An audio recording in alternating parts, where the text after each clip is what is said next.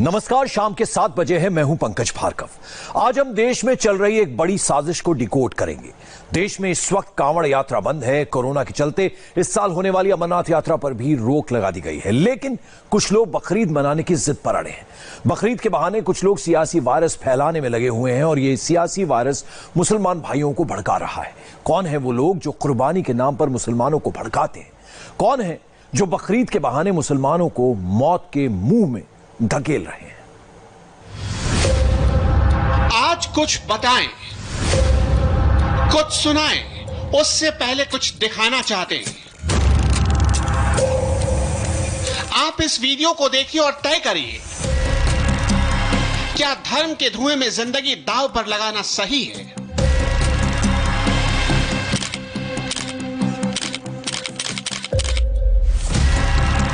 बकरे का बाजार सज चुका है।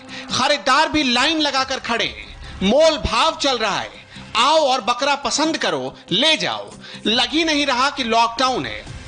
ना सोशल डिस्टेंसिंग, ना मास्क, ना सरकारी गाइडलाइन का ख्याल। ये उस मुंबई की तस्वीर है जहां देश में कोरोना के सबसे ज्यादा मामले हैं। आपने देख लिया, अब एक से बढ़कर एक तर्क भी सुनिए।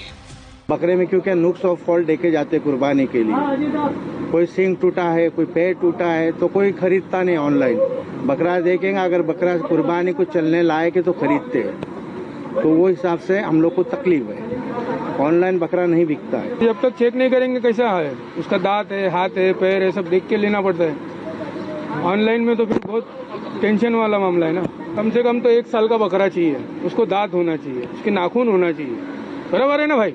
फिर वो कुर्बानी का मतलब ही वही है कि कुछ उसमें फोल्ड नहीं हो, कान में फोल्ड नहीं हो, आंख में नहीं हो, पैर में नहीं हो, कहीं भी कुछ फोल्ड नहीं हो उसका। ऑनलाइन तो अपने समझ से बाहर है। ये उस मुंबई की तस्वीर है जहां कोरोना के बेतहाशा मामलों को देखते हुए सरकार ने ऑनलाइन बकरों की खरीद बिक्री का ऑर्डर दिया है। लेकिन लोग आदत से इतने मजबूर हैं कि पसंद के बकरे की खरीद के लिए बाजारों में जाएंगे और घर तक कोरोना लेकर आएंगे। और जब कोरोना के मामले आउट ऑफ कंट्रोल हो जाएंगे तो सरकार को गुनहगार ठहराएंगे। आप ओपनली जो है इस तरह से बकरा जो है सेल नहीं कर सकते, तो क्या नगर पालिका वगैरह यहाँ पर आते हैं या पुलिस वाले आते हैं? नहीं, ऐसी कोई तकलीफ नहीं है, किसी की कोई तकलीफ नहीं दे रहे हैं। जो कुरैशी समाज है वो रिक्वेस्ट कर रहा है कि आप पब्लिक को ओपन सेल करने दे, जैसा आपने यहाँ पर लगाया है। तो फिर इसको लेके इजाजत क्या सरकार ने दी है या आपने अपने हिसाब से लगा लिया? नहीं, हम मस्जिद के हिसाब से परमिशन लिए हैं और वो हिसाब से काम कर रहे हैं। आप क्या मांग करना चाहते सरकार को? बस ये क्या थोड़ा कुर्बानी है, वो हिसाब से सरकार थोड़ा डील दे। ऑनलाइन तो बहुत लंबे लंबे पड़ता है। हम लोग बाजू में रहते तो बाजू में देखेंगे ना। ऑनलाइन तो लंबे लंबे रखा हुआ है। हाँ, अब वो एक है तो इधर तो 10 है, इधर तो चॉइस मिलती है ना। गाइडलाइन तो अपनी सुविधा के लिए उन लोगों ने बनाई है ना। अब पब्लिक को तो आदत तो था नहीं इतने साल में। आजादी के बाद से अभी पहली बार तो ये देख रहे हैं हम लोग। तो गाइडलाइंस का तो अभी तक तो कुछ प्रोसीजर मालूम ही नहीं ज्यादा किसी को। गाइडलाइंस क्या है और ऑनलाइन क्या है, लोगों को इतना जानकारी नहीं है ना इसके बारे में। अब इस तस्वीर को देखिए। मार्केट की इस दुकान पर एक शख्स ग्राहकों से मोलभाव करता है, दूसरा डील फाइनल होने के बाद बकरे को तौलता है। दोनों ने मास्क नहीं लगाया। ऐसी कई दुकानें होंगी इस मार्केट में, कई लोग आएंगे, इनसे कांटेक्ट होगा। जरा सोचिए कितना बड़ा स्प्रेड का खतरा पैदा हो रहा है। वैसे मुंबई में 1-2 जगह नहीं, ऐसे मार्केट कई जगहों पर सज गए हैं। ना कोरोना का डर, ना सरकार के कड़े एक्शन का खौफ। जब सियासी शह मिलने लगे तो ऐसा ही होता है।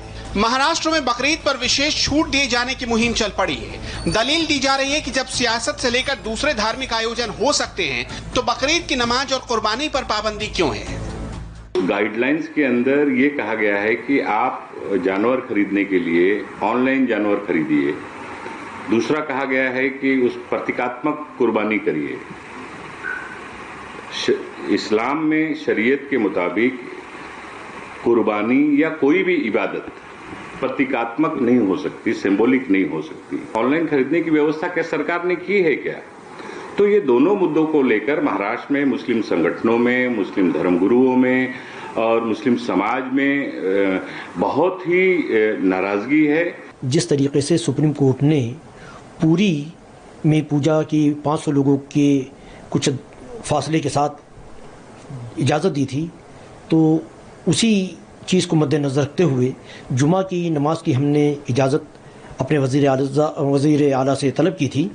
और उसके बाद अब बकरीद भी है और ईद की नमाज भी है, लिहाजा बकरीद के लिए भी हम लोगों को सहूलत दी जाए और नमाज ईद की भी हमको सहूलत दी जाए।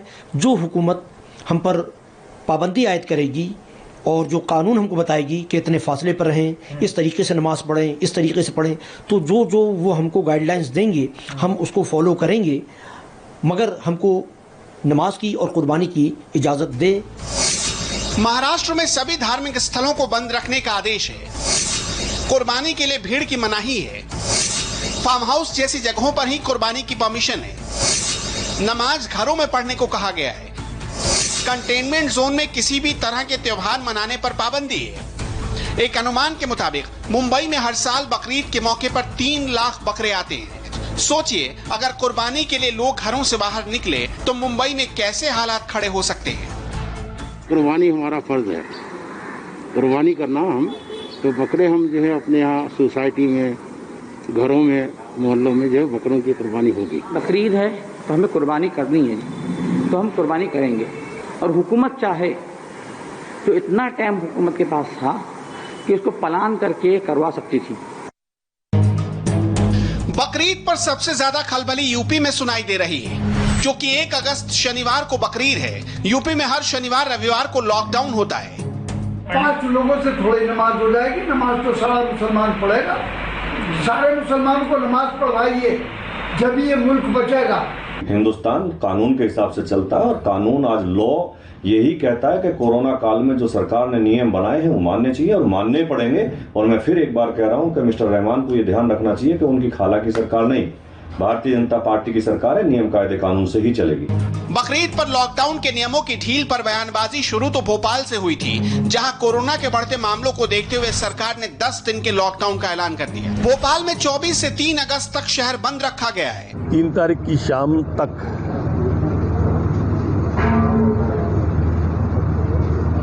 10 दिन के लिए पूरा रहेगा ये। इसमें दवाइयाँ, सब्जी वाले जो सब्जी के ठेले हैं कॉलोनियों में जाते हैं वो, दूध की दुकान, इंडस्ट्री और जो सरकारी राशन की दुकानें हैं ये खुले रहेंगे। बाकी पूर्णतः लॉकडाउन भोपाल रहेगा। उस त्यौहार के मौके पर इस तरह लॉकडाउन करना ये अफसोसनाक है।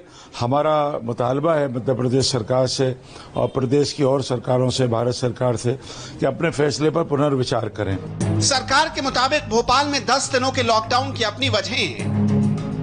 मध्य प्रदेश में 20 मार्च को पहला कोरोना का मामला आया था। 100 दिन में 30 जून तक 13,500 से ज्यादा मामले हो गए, लेकिन इसके बाद 10,000 मामले सिर्फ 15 दिन में आ गए। 24 जुलाई तक एमपी में 26,000 से ज्यादा कोरोना के पेशेंट थे। ऐसे में बकरीद पर कुर्बानी के लिए आड़े लोगों को मुस्लिम धर्मगुरु फिरंगी महली की बात पर अमल करनी चाहिए।